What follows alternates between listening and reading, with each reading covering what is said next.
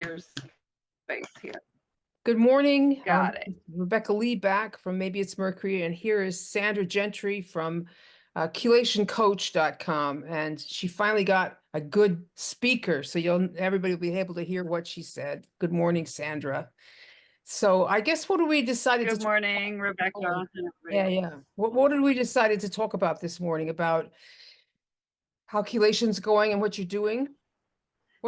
Current events, winter time. It seems like the whole country has some form of upper respiratory infection and crud. Isn't that true? Everybody's got something. persistent. Yeah. It's rampant, and Oklahoma is no exception. So we've dealt with this. I thought it was a cold at the beginning of December, got a little bit better.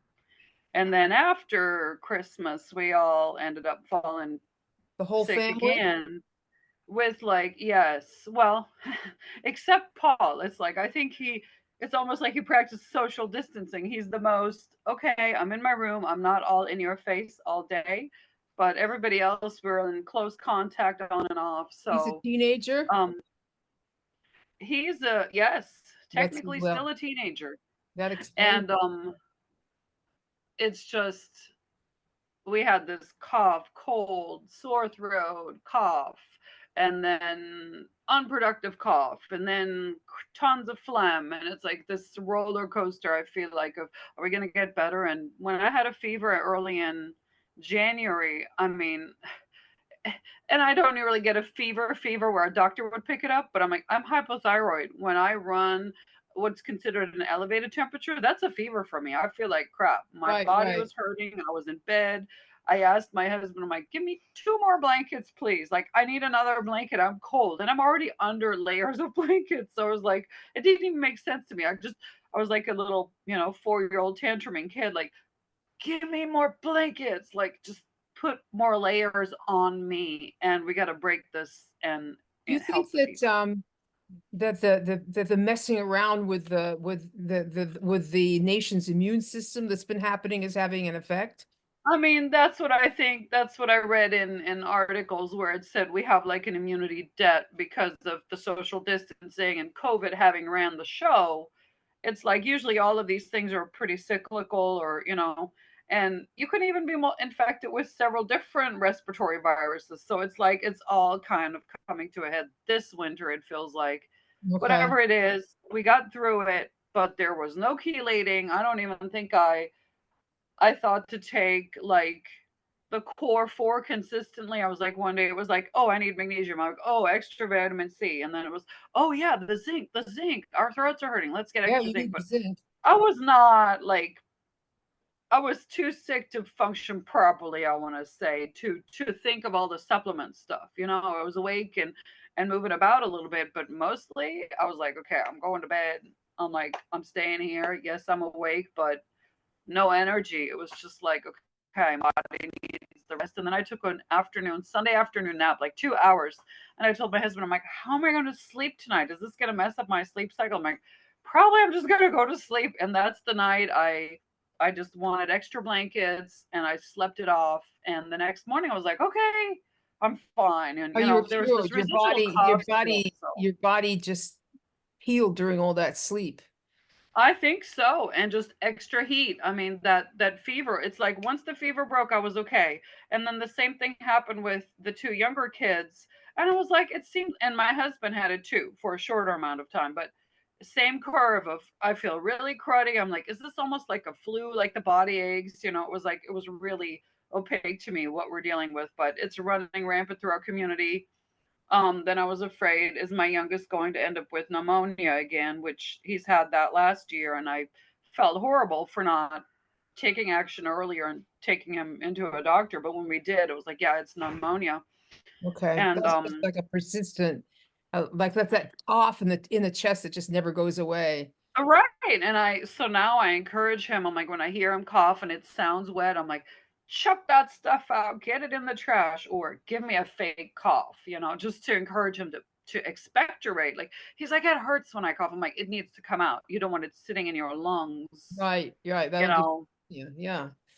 ending up, breeding more bacteria when it's some virus that's making your body produce all this mucus. So it's like, but yeah, this year was better in that regard. He did not end up with pneumonia. I've also heard of quite a few cases of walking pneumonia. People don't even realize they have pneumonia. Their body's adjusted to it. And, There's a once lot you of talk test them, about that in China. I haven't heard it on the news for a while, but they were making a big fuss about how everybody in China's got walking pneumonia. I mean, it's like, I don't know if COVID injured or predisposed us to more respiratory, deeper stuff. It just, or Yeah. if it was this rebound effect of, not having a whole bunch of germs circulating, winter seasonal respiratory stuff. And now it's like a bungee thing. It's just coming back hard, hitting us really hard. Well, I'm It's just suspicious of totally messed my, that product that must not be named, but I don't know if, yeah, that I it's always, kind of funny what we're finding out now, sorry, not John F. Kennedy, yeah. Robert F. Kennedy, he posted recently about how things he said about Fauci are true, that Fauci said, yeah, the 6 feet was just a made up rule, like no scientific evidence. It's like, oh my God, you just gave people something to do and then became so, you know, dogmatic about it. I mean, it was, making people feel insecure if somebody wasn't Oh, keeping their people were distance. great. Like, I mean, I used to walk down the street and people would step off the sidewalk into the road when I came up, I mean, oh it's my bad gosh, enough up it's like here in Vermont in the winter. People are so damn unfriendly, they don't smile or nothing, and they don't say hi. depressed, tired, No, grumpy. they're Yeah, all they're of all the above grumpy, with and this then weather. to have, like people, The fear of pandemic. Yeah, oh God, was just what it's something else. a Who knows joke. what that did to our collective psyche, but yeah. So, needless to say, there was no chelation going on in December. Always having the plans of, yeah, I'll start my next round soon. I'm like, I want this cough to be gone first. Yeah. And then it just dragged on into another week. And if I was okay, then I had a sick kid to tend to. I'm like, well, if I'm already drained because I'm co-sleeping with the, 10-year-old who wants mom to feel comfortable, which I'm okay with. I'm like, just realistically, that takes some energy because my sleep is more disrupted in that situation. I don't want to be doing around because then I'm No. waking up myself and the kid next to me who's sick who needs, so I'm like, okay, it's okay. We can. And then this year I'm like, okay, I'm going to start this. I'm feeling better. I want to donate blood soon. I'm like, if I can do a round and be okay and not relapse, that's going to be an indicator for me to know, okay, you're probably good to go for blood donation too. Because the moment you have a sore throat, they say, nope, if you have anything coming on, it could be strep throat. They don't want to donate blood because, Okay. that's draining red and white blood cells in that moment, whole blood donation. So Okay. they don't want to make it worse. It's a So reason to be screened out, basically. where are you in the chelation process now? How long have you been at it? I started in May of 2017. Okay, 18, 19. Wow, that's a long time. And there were periods in between, just like this December, where, life circumstances, acute illness. I mean, I had um I started and we were preparing for a transition of my husband getting out of the military, but I started. I mean, the first 3 months, I pretty much think I did probably 12, 13 rounds of DMSA.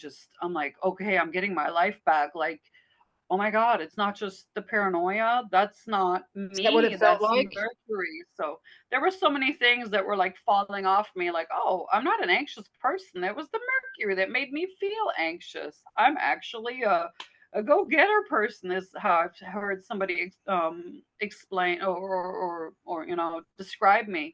And so I was like, wow, like, How long did it take you to lose the anxiety symptom? You look very unanxious to me, actually, I'd say.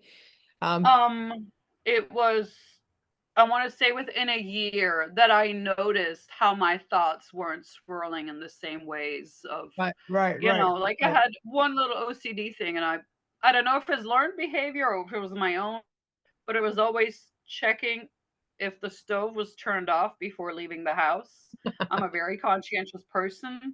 I left that stove off. I mean, it was just so safety first, not a bad thing, right? I mean, God forbid one day I didn't check and it was on and something did burn. Like, so it was, I don't know. Who knows where this came from? Generational trauma. I have no clue. I mean, um, but it's something I don't do anymore. I'm like, okay, we have a gas stove now where I'm like, okay, you can easily look, is it on? Is it not? You can smell it if it is on, if it's been on for a while. So um it's okay. I no longer, I just plan more within mind what I want to do instead of what I need to check that I failed to do elsewhere. Does that make sense? It's So more of a forward you noticed this orientation. was gone after about because people are always asking me how long before I notice something, and I'm always saying about a year. I mean, I noticed right away physically, okay? I mean, it was like my whole body had a breath of sigh of relief of just Really? feeling unburdened in a way. And it's not just one body part. It was just like an all over, who knows? Maybe it was placebo because I knew my amalgams were finally out. I have no clue. But in my mind, I already felt better. Like after the second removal, taking my kids, going to the pool, and not worrying about or even getting a headache from the fumes at the place. I did have a sip of like Epsom salt and water before going to the pool, just a sip. I'm like, okay, this is gonna help my liver deal with whatever, all the chlorine fumes and stuff. Because I used to get an instant migraine type headache just getting like two whiffs of, Fumes? the pool fumes just walking through there. And I'm like, okay, I don't like to do this. But I'm like, I know what, I'm gonna take my kids to the pool and we're gonna do this. And I was fine. And that was a physical thing. And I don't think I can fool my body into thinking, oh, this no When did longer that affects me. happen? Just It no right longer at the hurts me. beginning. Was that right at the Yeah, beginning? Yeah, yeah, okay. that was right at the beginning. That was the stop of mercury exposure. And um, before that, I had a very physical, visceral, just a reaction to strong smells. It was the pool. It was the detergent and smelly candle aisle in stores. Supermarket. I mean, I avoided those places. I literally avoided them because I knew I'm going to end up with a headache from just inhaling this stuff, and my liver is going to go, I don't know what to do with this stuff. Because the Yeah, liver was already dealing with, oh, mercury's piled up here. I don't know what to do. I can't do anything. So it was yes. less efficient. And so the first thing was just going to the pool, having some Epsom salt in a drink, to kind of to supply the liver with some sulfate Right. that it can directly use for the sulfation, the pathway to Halfway. process of sulfation to detoxify some of whatever I inhaled. And then within about, oh gosh, I don't remember the exact time frame right now, but I used to have my kind of, I want to say, low to medium threshold for thiol foods, which Mm-hmm. I also believe is related to liver metabolism and whatever metabolites come out of things, phenols, all this other stuff that is healthy. Where like when people talk about, oh, this phenolic compound is blah blah blah, anti-aging, anti this, it's good for your body. It's like if you're mercury toxic, it's kind of a crap shot because if it's affecting your liver and your liver cannot break down the All that next part of stuff. what it Yeah. turns into, then it's just like, oh, better not go there. you know you become either in this addictive pattern where you crave it all the time just to alleviate the symptoms for a little bit, but then they come back. Oh, does it work So the same way? Oh, the thiols, or does it work the same with the the other thiols, the chemicals? The thiols, thiols the particularly. phenols, it's uncomfortable. I mean, I remember my oldest getting these beet red ears and flushed cheeks, and I'm like, what is this? Like, so But learning about chelation with, that's not.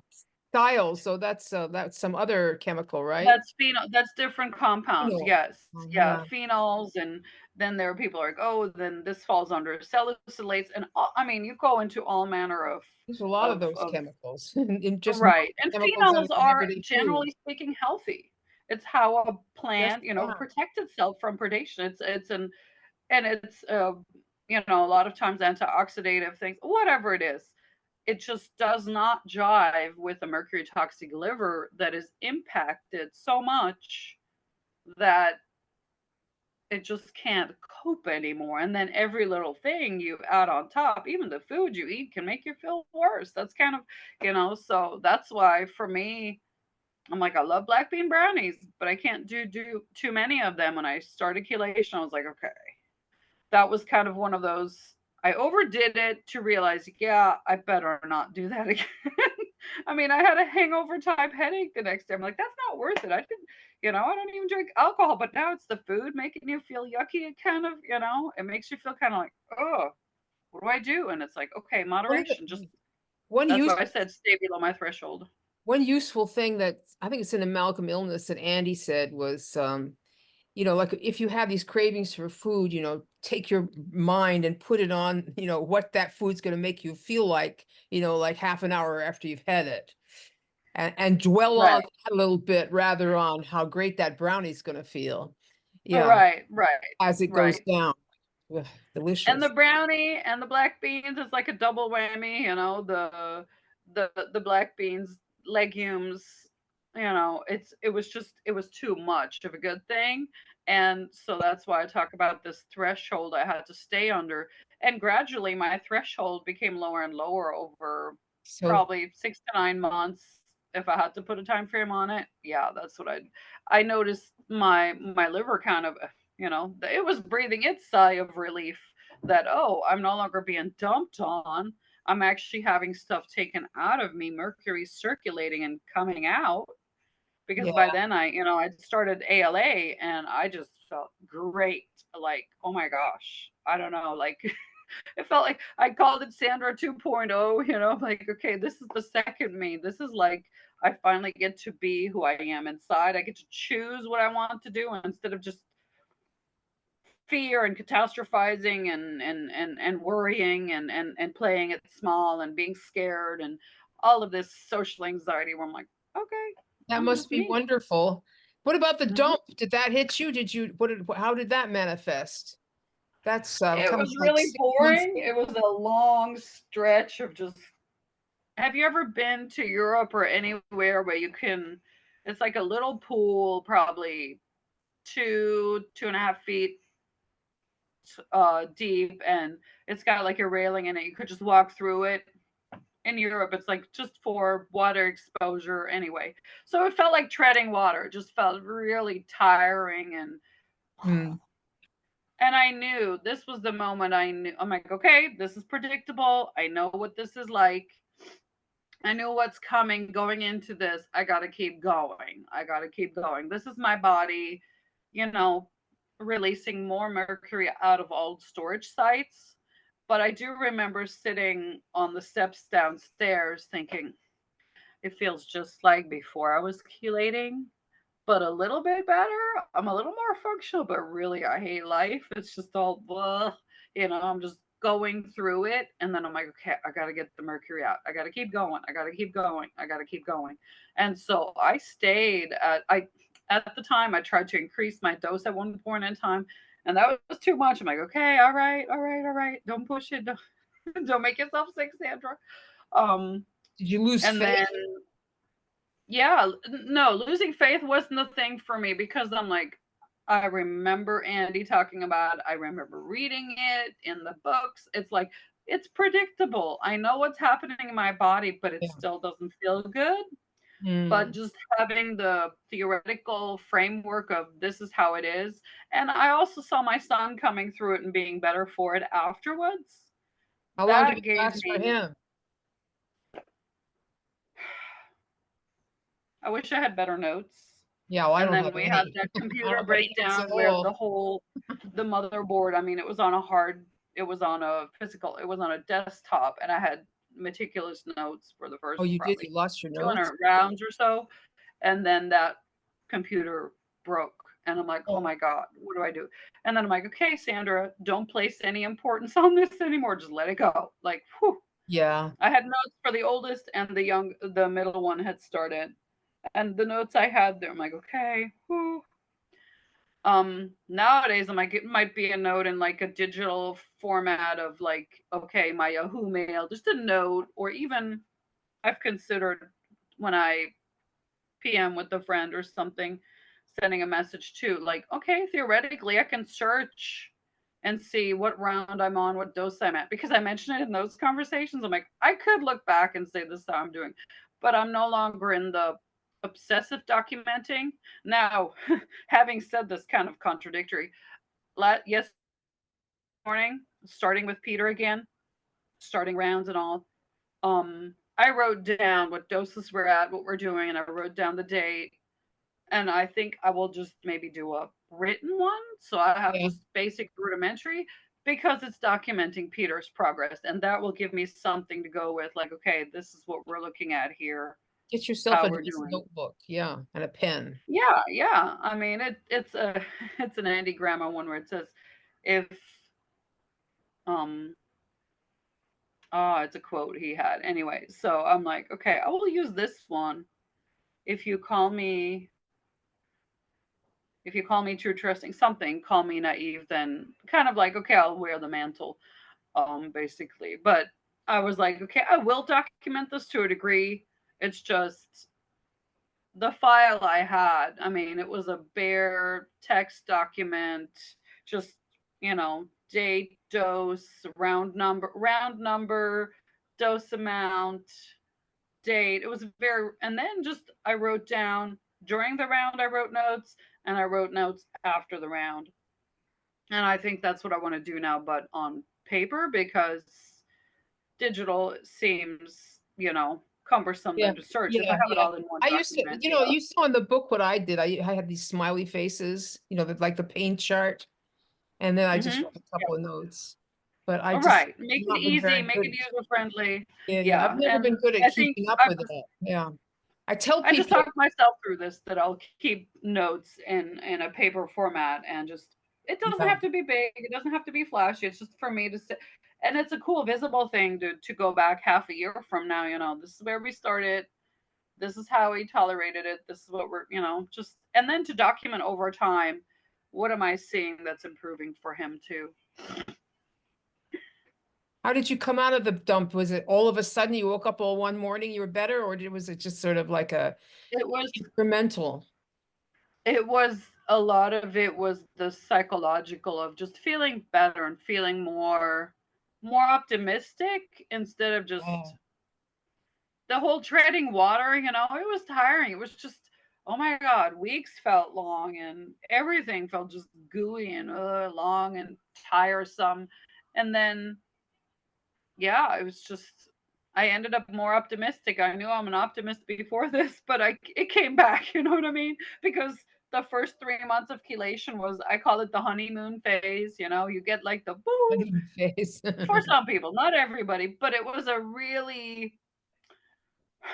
it was validating. Like, okay, I know what this looked like for my son. I've gotten him through this. And I'm like, now it's my turn. And it was so similar. I'm like, wow, there is a pattern to how this works, I know, isn't So it astounding that like, we're just like lay people doing this and we don't keep very good notes and nobody's scientific is like keeping track. Yeah, this is the I most mean, profound thing you can do for all the dysfunction we see around us. You know, right. And Brian McBlain has this sequential thing of hair tests, where you see the different elements coming out on different bell curves. And yes. it's interesting, but how is that feasible for, like you said, the average, middle class or maybe even below middle class? Because by the time you get to the Facebook group, a lot of these people I think are pretty affected to the point of, hard to keep a job. Social network is Yes, kind of yes, poor, yes. like in terms of quality of who you live with and how you're surviving. that it's a lot to ask. Maybe we should crowdfund something, have some say these are 5 committed people we've screened in some way, shape, or form. They need to commit to, this long for us to do sequential hair tests and to see, okay, we're proving this over time. Yes, this is what you see. Maybe that's something to do. Someone come along with the big bucks. Well, even group crowdfunding. I mean, $5 is easy, I think, for people instead of having to pay $100 or more for one hair test for themselves. Yeah. But it would give us what you talked about, the data, because guaranteed it's there. I mean, if how we feel is based on how our physical condition. If I am, feeling depressed, I listened to this the other day where she was talking about what does the body do? The body and the brain is all about, and she didn't say the word homeostasis, she called it allostasis. She's like, all the parts have to be calibrated. The brain needs energy for itself. The brain is a prediction machine. It needs to predict, do we have enough energy? Are we going to get calories? Are we safe? Are we all these things it needs to manage? Because if the brain's thinking, I don't know, we're not going to get more energy, it's cold, let's just be staying in bed, conserving energy, right? Muscle resources. Let's not think a whole bunch, because when you learn, you have to use more your brain has more activity, and it's calorie intensive. It sucks up a lot of resources from the body as far as calorie needs goes. Anyway, so her hypothesis is basically that the brain can create these states, and it's all to preserve your living in the long run. So let's say if you're depressed and you're in bed all day, you know what? You're probably going to make it through a famine if you're not hungry, right? Like your body creates it like that. It's an energy conserving thing. And then if you expend energy and you feel better, this whole seesaw of mind and body, you're more optimistic. It's easier to learn. You will choose healthier foods. It's all this interconnected stuff. So it was an interesting thing how powerful our thoughts are in that way.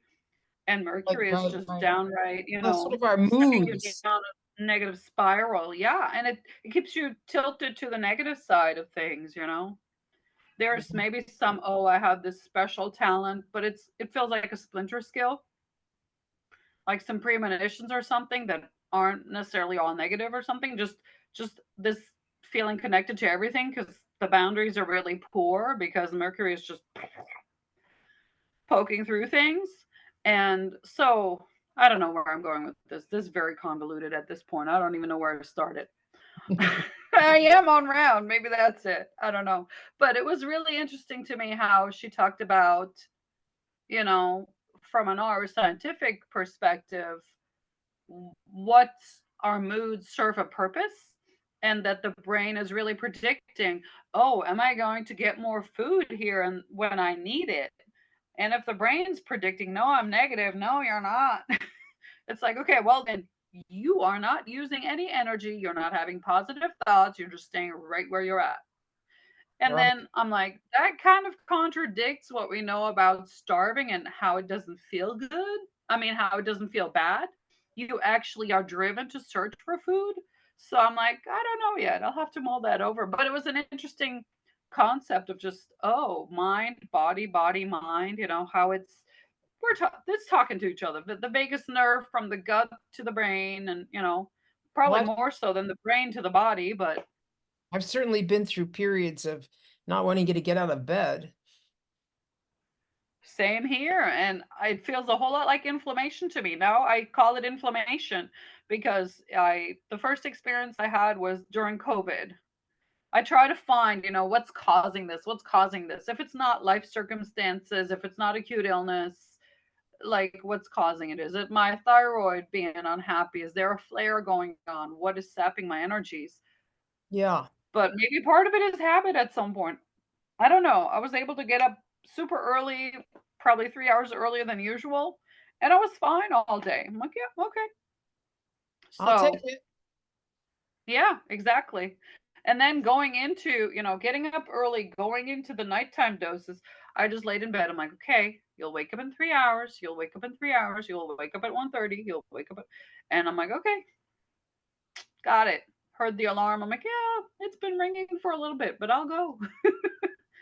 You have to get up and dose your child too. Yeah, yeah. I had to go through the house, get out of the bedroom, go down the hallway a little bit, downstairs, and into his room. But he was really cool. He just popped right back down, went back to sleep, and had a kitty next to him. Oh, Tyrell, our brown tabby. He is that he the cat decided to stay with behind him. you? There's a cat right there behind you. Oh yeah, that's him. That is Tyrell. Yeah, nice cat. Yeah, he's sweet. So he chose to stay. And it was cute when I came, every time I came into the room, like I left the door open in case he needed to use, the litter box or eat or drink. So I left it gapped. Usually we keep that door closed to keep heat in there. But I left it open, and every time I came back, he was just curled up, still in the same spot. I'm like, this is kind of cool. The cat chooses to stay here, and I'm like, okay, Peter's not alone. Yeah. Mhm. Did you go after lead at all for yourself? Like specifically? Yes, because I had known exposures living in El Paso, dealing with the miscarriage, having a child who was the poster boy for this is what lead looks like, the Yeah, bounciness, the you just sort of hyperactivity, assumed that you had it. Yeah, okay. What um did that look like? what did that look like? I mean, I started with DMSA just because I had just had the amalgam removal. So then I started that way, and I'm like, well, that's addressing lead too. And then I, phased Yeah. in to do uh, a lead round at least once a month, every 5 to 6 weeks, if not once a month, but do it on a fairly regular basis. And Still just doing that? chipping away at it over time. It takes, what was it, 3 to 5 years, if not more. I think there's no such thing as too much chelation with what we're exposed to these days. Yeah. And then knowing that it's better for women to go into menopause having already chelated versus not having. I'm like, I don't want to go into menopause anytime soon, but I want to go into it and make it a smooth transition with as little heavy metals in me as possible. So, yep. But right now, I started with ALA this year after this, sickness break and whatnot, because I didn't want to just, I'm like, I don't want to relapse in case this is doing anything. And I can deal with yeast, but I don't want to get sick with the same crud again and make it worse. But so far, so good. I don't feel like I'm relapsing. And then, next round can be DMSA. No problem. What do you mean you don't feel like you're relapsing with the ALA? This cough and cold The thing cough coming and back. cold. Okay, okay, okay, okay. Yeah. Yeah. So it's on its way out and And you're I'm okay with post-infectious cough, but this was pretty darn persistent for a cough lingering after the acute illness is over. right, And I right. just don't want to chance it. That's why I chose the ALA. I'm like, Well, I'll do COVID has ALA. I that feel better. sort I of get more a energy. COVID has that long cough afterwards, I Might don't be even that. think this was COVID. This felt different. This was just, or who knows? Maybe it's It's like, the new morphed COVID. I don't yeah, know that yeah, it's the just new a sore morphed throat. COVID. It's like, oh, Right? I mean, there's so many iterations. They said I read one article where it said after Christmas, does it feel like everybody is sick or something? And maybe it was because people got together for the holidays and, yes. mixing They whatever had a lot of different sugar too. states, strains. Everybody like eats bad food during the holidays, and so that makes it Yeah, worse. all the saturated fats and carbs. Yeah, absolutely. But it tastes good. And it wasn't that I overate. It was just we ended up sick and you know, Yeah. kind of is what it is. I never like I never did anything about lead. I just did straight, because Andy never like really emphasized it. Like and he was saying, if it's in the low, if the lead bar is in the low yellow, don't worry about it. And so I didn't. Right. And I The just did, idea being that every adult has been exposed in their lifetime, guaranteed.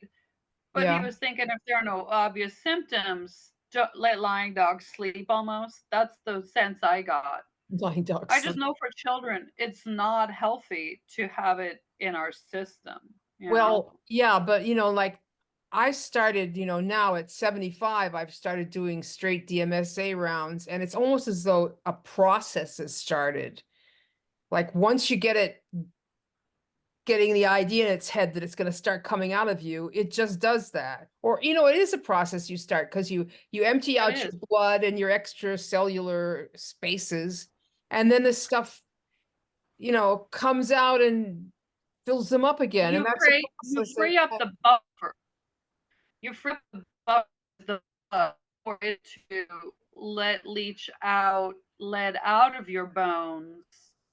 The DMSA can get it from extracellular fluid, that's what yes, we call well, interstitial and fluid between that the the thing is, lymph and blood. the thing is, I thought, well, once I get done with like with those first 8 rounds or whatever it is, like it ought to be pretty, but I've been getting a lot of symptoms, and I remember what you're saying about the peristalsis slowing down, and you get and then the DMSA causing the um the candida Yeast. overgrowth. And the candida overgrowth, I like every time, like I've decided that every time I think I'm gonna die of cancer, it's actually candida. So Wow. yeah, so So over your doing, lifetime, huh? would you say over your lifetime, every time you had bad candida, you thought it was something worse? I've never had it so bad. Well, I know I had one, but I haven't had any symptoms like that. I mean, I've had like digestive issues for a long time now, like heartburn all the time. And but this is like I got, I'll get I stopped eating. I said, well, I better stop eating sugar because it's getting me harder. Stopped eating sugar and I just got hammered. I guess I got die off from just stopping sugar. And like Hmm. I was like in bed, couldn't do anything, really depressed, totally messed up, and thinking, oh, it's this causing it, oh, it's that causing it, not, like not realizing what was going on, which is happens to people as soon as you get something like that happening. And then I It figured it can. out, and so now I figured out, and this happened again just now. Like I just got really, really sick, and felt depressed, horribly depressed, and and weak and no energy for anything, like we were saying. And then I did Hmm. Robert's atom bomb treatment. I went and I ordered the now oil of oregano. I started taking that, and the next day all the symptoms were gone next day. So I think that that's kind of like proof is in the pudding. So Right. there was no For die me, off, no candida nothing. just feels like you want to It eat was more just, carbs. he goes, it's time to, well, yeah, I know that I sinned with the ice cream there. I was feeling pretty good. And then there was Ben and Jerry's ice cream. And, they have this theory that Ben and Jerry's ice cream is such a low glycemic index because of the fat levels that, you absorb the sugar very slowly. So you could have some. So it's like like an excuse to have some, and some turns into more because it still has sugar. Well, it's So delicious. you think Yeah. the And die-off and made those, you feel they really say bad. those little bugs in your gut say, they're tricking you and they're sending messages to your brain craving that stuff. Well, the candida itself makes us crave more and more. Like it wants to Yes, be yes, fed. I think yes. it does alter our food choices. I mean, we have more microbes living in us than cells in our body. I mean, that's just mind blowing. But yeah, I'm sure a lot of those are the gut bacteria that we want to be the good guys and not the candida. I've never had the extreme die off you speak of where you just feel like I've had the I didn't have it before. I had it once before. I had once before I I had just feel better once I address it. Once I start killing it, and then, food choices going in a better direction at the same time. And then I just noticed I crave healthier foods. Like once it's killed off and things are back in better balance, I guess, microflora and all, microbiome, that I crave healthier foods, which makes it easier to keep it at bay without the supplements. Well, I just think that for me right now, since I've, finally started No, going on you with need the it. lead, that I'm going into this Absolutely. this cycle of, and the lead gives you candida too, doesn't it? Does it? Just the lead on its own? It uh not directly, it's indirectly through weakening your immune system. So it's like a secondary effect. Well, It's I an already indirect have, like I was also wondering because I have got this autoimmune this immune condition, I've got a cancer of the immune system, and whether that's also, making me susceptible to getting candida.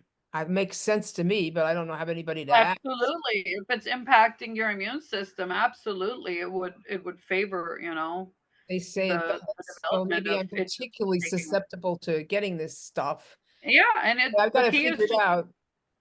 yeah, if you can do the maintenance and you tolerate the oil of oregano well, keep at it and I use do more tolerate it on really round well. on DMSA rounds, It's Well, just hard sometimes to think of it when you're in the moment, I think. When you feel that yucky, it's like, what do I need to do? And then it helps to have a person to talk to and say, hey, have you doesn't it? done this already? Oh, I forgot. I mean, it was Oh, just, I'm fantastic at noticing these things in other people and saying, well, this is what you have to do. But when it's myself, it's like I look in the mirror. catastrophize. Yeah.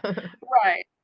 Well, and Candida, I think it makes people, it impairs our cognition a bit. If you think of what yeast makes, it makes carbon dioxide and ethanol. You're basically like intoxicated, like a tipsy person that says, "Oh, I can drive." No, you can't. Your reaction time's too slow, and you're just really uncoordinated right now. So I got really once, depressed. I was really depressed and weepy, sort of soddenly depressed, which is so you're probably not a linked to happy the drunk, liver. Huh? right? You wouldn't be the happy drunk. Your liver was like, "This is too much. I'm feeling yucky, cruddy." Yeah, it burdens the liver, and then when you kill it off, it burdens the liver too because you just burst all these cells open and they probably have a little bit more ethanol in there they were making but hadn't released yet. So it's like this overwhelming, And you your described body it has as they to die absorb and that. rot. They die and rot. That poisons you. They Well, need to get out of your body. Get the yeah. hell out of there. Oh, Well, anyway, yeah, I think yeah, I ordered some of that. I'm ordering some of that VSL. What's it called? Through number three. The three, su- I think. Yeah, yeah, specialty kind of probiotic. the super duper probiotic. Yeah, which yeah, they have it at Full Script actually. So that's a good deal. Yeah, Yeah, I thought I'd try I've it. never tried that one, but Yeah, but yeah. Probiotics are a whole kettle of fish too. Like Robert just eats sauerkraut. I have if it's keto, fresh, but that just doesn't. if it's uh, living, yeah. And Yeah. then there's even research coming out that it's not the probiotics being living that conveys a benefit for the immune system, but that even the dead little cell bits, or well, bacteria, the died off, the just fermentation product, um and even the dead bacteria convey an immune system benefit. So I'm like, wow, that's interesting. You take So it the same time as the yeast killer in that case. very true. If you Yeah, we're know always that the telling product people to you're buying keep isn't them live active separate, culture. like don't waste your money, wait until you're done. And then with the Right, oil of right, oregano, because right. But those if things your aren't cheap. product says live active cultures, I wouldn't necessarily use it with something like oil of oregano, because then it's like you're countering what you're trying to do good with the thing that is killing everything. Well, yeah, Olive but oregano the good is stuff, also it very helps you high in anyway. phenols, so What did you say? it's oil of oregano is also very high in phenols. That's what I remember with my Oh, so oldest, where it was some like, people okay, can't use it because TSC, they react to oil it. of oregano. a lot of these are multi-spectrum agents, so no, broad spectrum antimicrobials. So Yeah, it's like you're killing stuff. you're It killing works. too. It's just then your liver has to deal with the breakdown product, and I think that You know, I formaldehyde had a was it. guy that I was talking to who had a horrible reaction to zeolites. And I was wondering, because Andy always said, well, they don't move any metals, so it's not, redistribution or anything. Right. But he always said, the people who say, "Oh, wow, I'm cured. It's wonderful. It's fantastic." He was the This opposite. is modulating something in their gut. So maybe it went in Right. there and caused die-off for the guy. That's what I was wondering. I don't know. And zeolite has, looking at the molecular structure, I think there's some aluminum in there. I'm like, why would we even try to put that through our system? I Yeah, don't know. it's just hard to digest. I Certain postulated that it killed some bad stuff and he got die-off, but it could, you just can't tell. You have no way of knowing, really. right.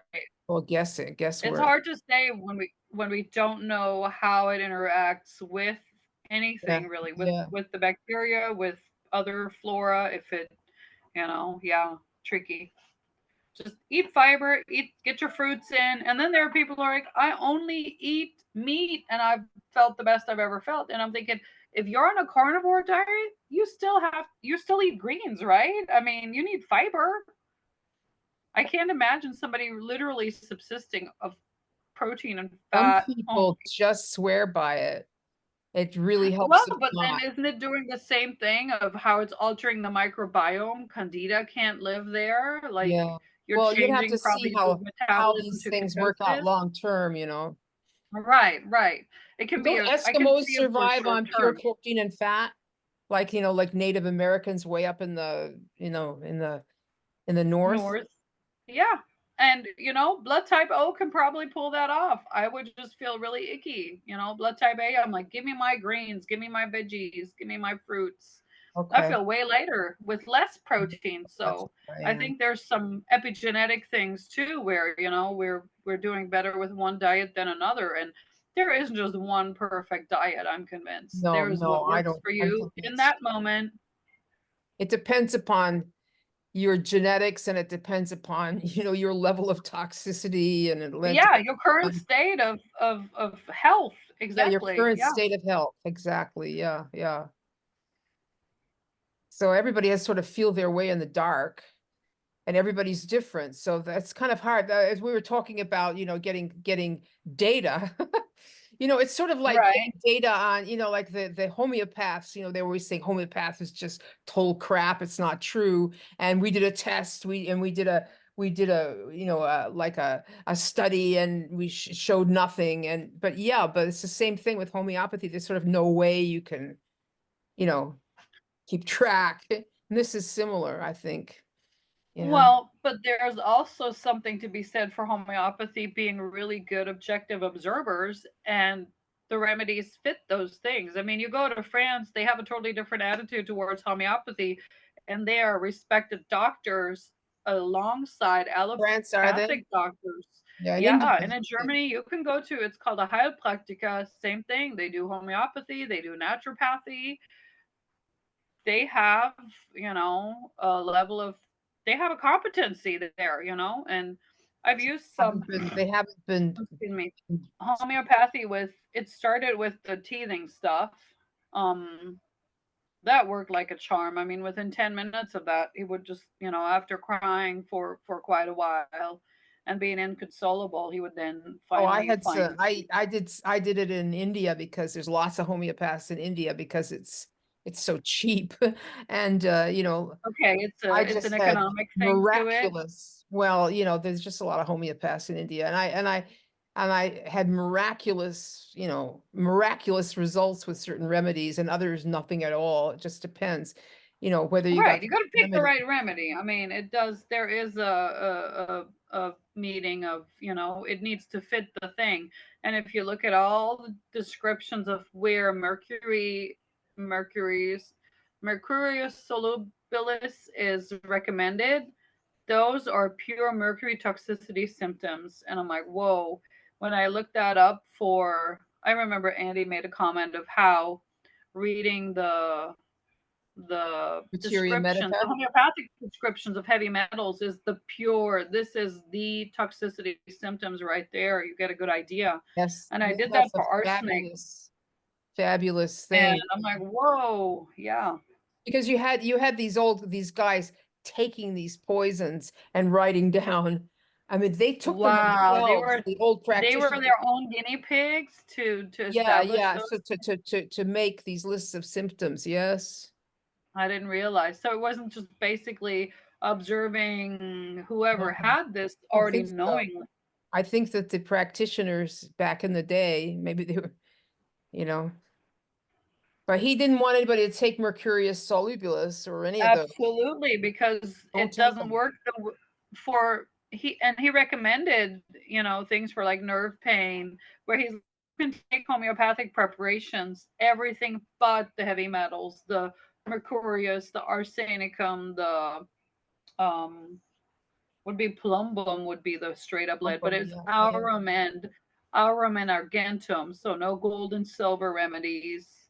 Those are it's a small amount of what he excluded because the body doesn't have a detox mechanism for these things. If your liver is already jacked up with mercury, it's not going to detox these other things really well. Well, I was And the sort of thought people of who like detoxify if you've mercury got very well the don't even end up looking at this sort of content because they're like, I don't know what you're talking about. I don't have any of these problems.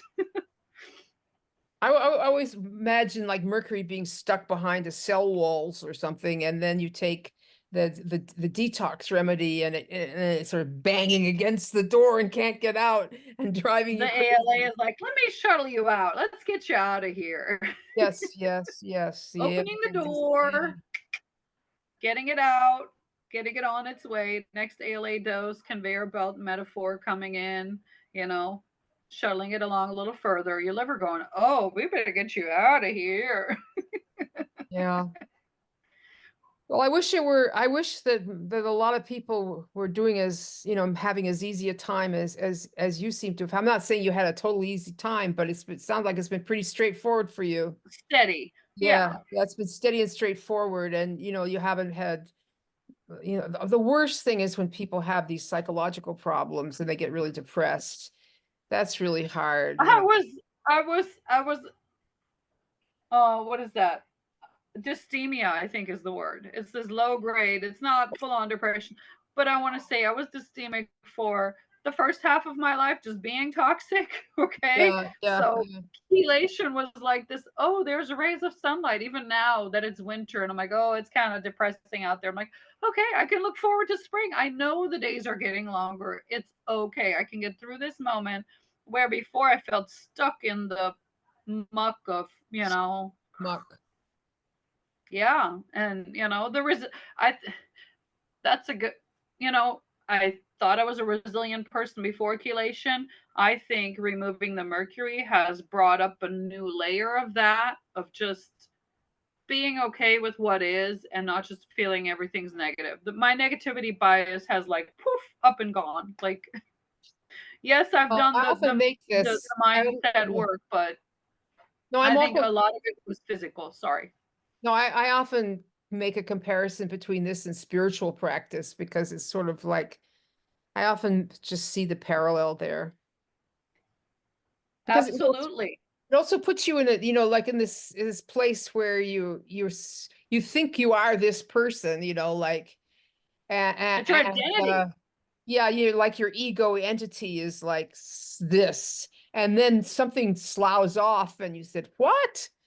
You know, I thought that, and it makes you like less fixed inside your ego perception. I Or like that word they're fixed. You're no longer restricted to this is how I react in every situation. I find a whole lot more mental flexibility. And it makes sense when we think of um just the neurophysiology, of maturity, of just the cells are working more optimally without the mercury, keeping them down and keeping them poorly functioning, keeping them injured, and just, okay, we can't be part of the good side here. We're just going to drag you down. So once you let them recover, it's like, oh, this is the world. I've never looked at it this way. My posture is probably different having chelated. So it's like, it's all sorts of things where it has a physical basis. How we feel has a biological physical basis. Oh And yeah. mercury is this layer of just, it's, keeping you sick physically, mentally, all the ways. And from that you get this, and then there's the other thing I think about mercury toxicity, this crazy self-awareness that we analyze everything, but Hmm. because of mercury it's in a negative way usually. It's hard to be optimistic or to be trusting, or and then add some life trauma, earlier life trauma to it, that people are like, oh, That I don't is, trust Danny people. always said that, like talk therapy isn't going to do any good because, you're just going to get re-traumatized all the time because you're talking. Absolutely. And you know what? He was years ahead of his time, because that is what neuropsychology is saying, or even, certain parts of psychology teachers are saying now too, high level people, because they're like, you are reactivating that same groove in your brain, that same neural pathway, by Yeah, having to dig it all up again. And boom, it's waking up all the same feelings in your body, right? You embody it all over again. So it feels real to your body again, just talking about it. It's like, yeah, it is re traumatizing. oh, I didn't understand that until you said that. Well, another thing you made me think of was I remember him talking about people with lupus. People with lupus, which I think is a mercury problem, or are really kind of gloomy and suspicious. Whereas people Mm-hmm. with MS, which is another gloomy, another mercury thing, are very trusting and always think that they're going to find the solution over the next corner, and willing to try all these different things. That's something he noticed. I just thought that was very interesting. They're both autoimmune conditions, but have very different Yeah, presentations.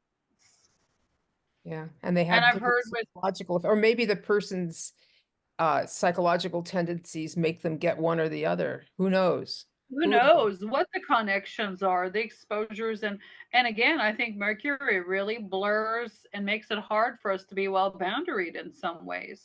If it's from the physical level, that your body doesn't even know who's friend and who is foe inside your own body. Like, it starts attacking its own cells. I'm like, how does the immune system lose that ability? I'm like, well, maybe the mercury is we know it's a trigger for autoimmunity, but how does this happen? So removing it can only be good for the immune system to, okay, I can relax, I can balance from attacking Balance. everything that I think is bad to actually fighting acute infection and actual pathogens.